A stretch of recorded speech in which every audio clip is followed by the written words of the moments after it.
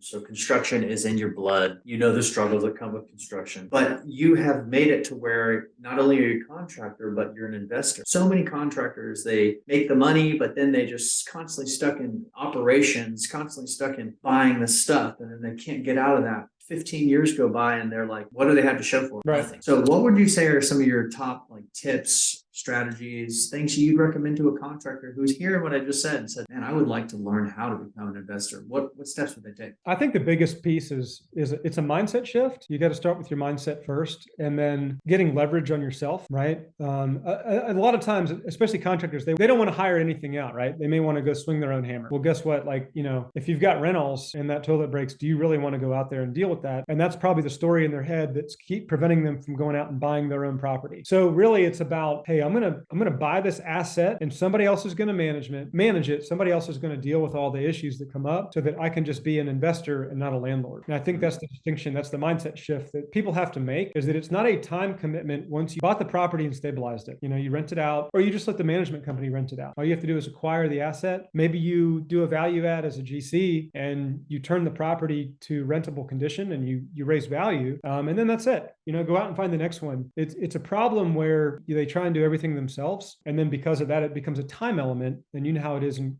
contracting is hard enough and it's stressful enough that there's not a lot of time at the end of the day. So it's really about just starting that side gig to go and acquire properties and then letting somebody else manage it instead of trying to be the guy. Building the team, Gary Keller, the owner of Keller Williams, at an event, he said, unsophisticated investors try to time the market, where sophisticated investors understand that it's just having time in the market.